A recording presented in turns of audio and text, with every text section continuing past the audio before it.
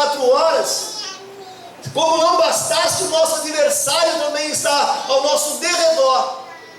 Às vezes chegando diante de Deus, como fez com a vida de Jó, só que Deus se levanta e dá testemunho de Jó, porque o Jó era um homem íntegro e que agradava a Deus. Porém, Jesus diz assim, ó, se o sal vier ser insípido, para nada mais presta a não ser pisado pelos homens.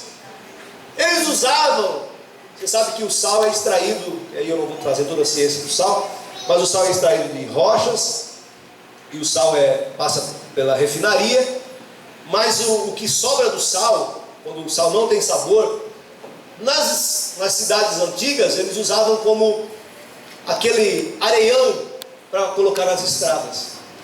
Jogavam nas estradas e servia como uma areia, como uma base.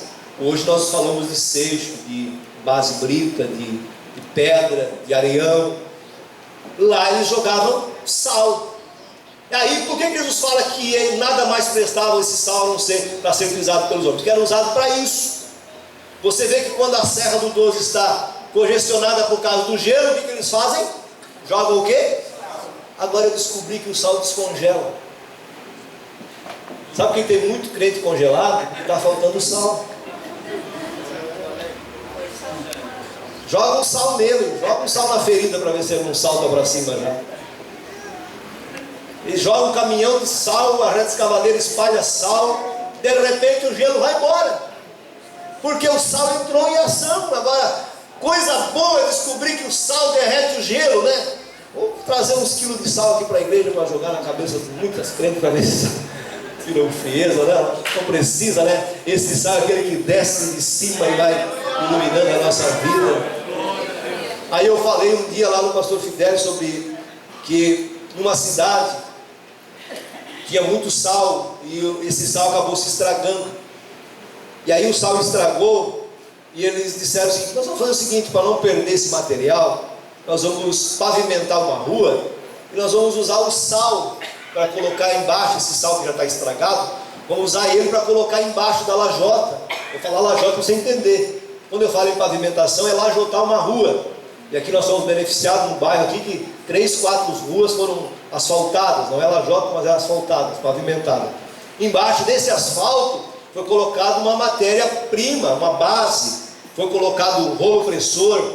E aí eles fizeram isso com este sal que sobrou lá no norte da América. Fizeram com este sal, colocaram, enfeitaram, fizeram inauguração, tudo legal. Pavimentaram, que benção, esse sal serviu para alguma coisa ainda. Plantaram flores ao redor da rua, árvores, e ficaram felizes pela obra, certo? Alguns prefeitos, governadores apareceram na foto, mas aí quando Deus mandou a chuva do céu, o sal derreteu. E a rua ficou esburacada, acabou com a rua. As plantas que estavam ao redor morreram tudo, porque aquele pouco de sal que restava no meio daquela areia acabou com a plantação. Então escute bem, quando nós perdemos o sabor, nós estragamos muita gente.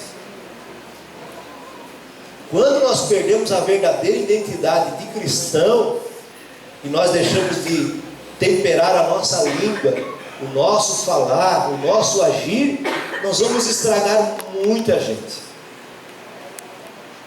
Aí eles ficaram apavorados, porque quando eles viram que aquele sal começa a dissolver, eles ficaram decepcionados. Perdemos toda a nossa pavimentação, mas o pior, perderam também as plantações que estavam ao redor da rua, porque o sal, ele estragou, queimou tudo, porque era um sal que não estava no lugar certo. Sal não foi feito para estar na rua. Sal não foi feito para ser jogado e pisado pelos homens, não. O crente não foi feito para ser pisado pelos homens pelo mau testemunho. Como calúnia que levantam de cristãos, não tem problema. Agora, sofra como um bom soldado de Cristo. Agora, como um defamador, uma pessoa que fala mal dos outros, uma pessoa que não paga a conta, uma pessoa que não frequenta a igreja, uma pessoa que fala mal desse, daquele outro, nunca padeça dessa forma. Você não é esse tipo de sal que os homens devem dizer, aquele camarada é um fofoqueiro, aquele camarada é um devedor, aquele outro é um desvia-conta, aquele outro você tem que ser diferente, eles têm que olhar em você e dizer, eu quero ser igual àquele camarada, porque aquele camarada, ele me dá vontade de ser igual a ele. Ah, não dá para dar glória, pastor, essa é muito pesada essa mensagem. Não é pesada, irmão, é mensagem para salvação, é mensagem para a vida eterna. É muito fácil nós nos escondermos e estarmos muitas vezes no Ibope, dizendo assim, eu estou na mídia, eu estou no Evangelize, eu estou em todos os cultos cantando, glória a Deus, mas que isso venha a ser de verdadeira integridade, sem se esconder, que não tem com que se envergonhar, e que se alguém quiser falar de você, você diz, não, pode parar, porque aqui não tem. O sal, irmão, é sal. E se ele vier perder o sabor, ele vai ser pisado. E isso é bíblico.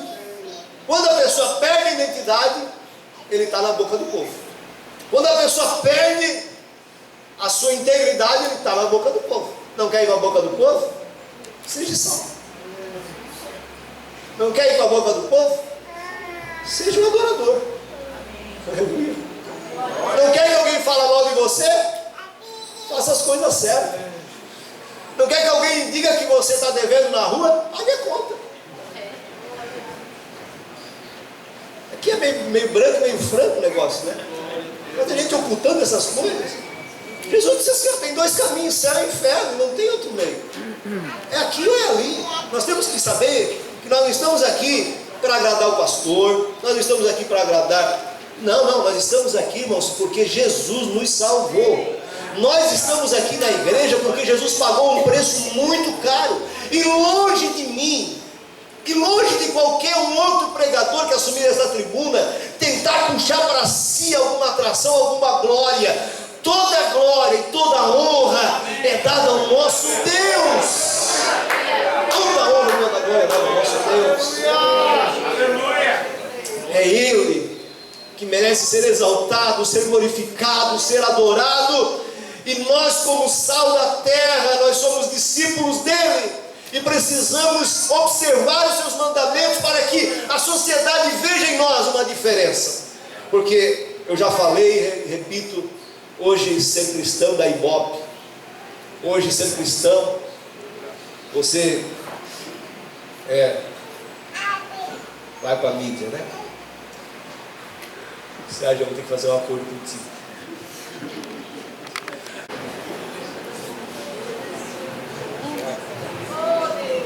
Por que a igreja crescia, irmã Pedro? Porque onde passava Pedro e João, eles disseram ao paralítico, não temos ouro nem prata, mas o que nós temos nós te damos. Em nome de Jesus, levanta e anda. Onde passava Paulo e Silas, eles repreendiam os espíritos imundos. Deus confirmava com os seus milagres, sinais e prodígios, porque eles tinham todas as coisas em comum. Nada para eles era mais precioso do que levar o nome do Senhor Jesus. Mesmo vendo seu mestre ser crucificado, mesmo vendo Cristo, seu Salvador, a esperança, estar no alto de um Gólgota, numa cruz, eles poderiam correr, se esconder, fugir desse nome, mas eles disseram, quando tiveram um verdadeiro encontro, olha o Pedro, depois que se encontra com Jesus lá na beira do mar, aleluia, aquele homem que antes de Jesus ir para a cruz, disse, eu vou contigo até a morte. Ele disse assim, Pedro, eu já orei por você hoje, porque o diabo quis peneirar você como se peneira o trigo. Eu intercedi por você. Eu tenho uma coisa para dizer para ti hoje, Pedro. Antes que o galo cante 3 vezes, você vai me negar. Eu disse, não, Senhor, todos menos eu.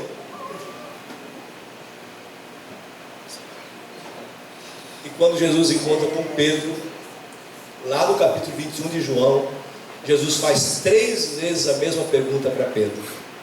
As mesmas vezes que ele negou, Jesus pergunta, Pedro, tu me amas? E Pedro disse, Senhor, tu sabe que eu te amo. Aí Jesus pergunta mais uma vez, Pedro, tu me amas? Senhor, tu sabe que eu te amo. Aí na terceira o Pedro entendeu o que Jesus estava perguntando, porque o coração do homem é enganoso. Aí Jesus perguntou para Pedro: Pedro, tu me amas? O Pedro diz assim: Senhor, tu sabes todas as coisas.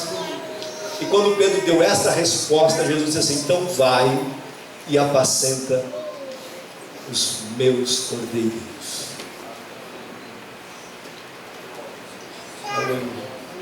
E uma outra lição que eu tiro desta pesca aqui, e o Vânia meu, né? Não é a mesma pesca, é outra pesca essa. Quando Jesus chega para Pedro e pergunta assim: tu me amas mais que estes? Alguém me disse que ele estava perguntando se ele amava mais do que o Pedro, do que o Tiago, do que o Filipe, do que o João. Mas Jesus estava perguntando se tu me ama mais do que estes peixes. Tu me ama mais do que estes? Então larga o teu barco, e agora eu te farei pescadores de homens. Às vezes nós temos que abrir mão de alguma coisa para ser um bom crente. Está no estoque? Não, né? Aleluia. Eu quero orar nesta noite.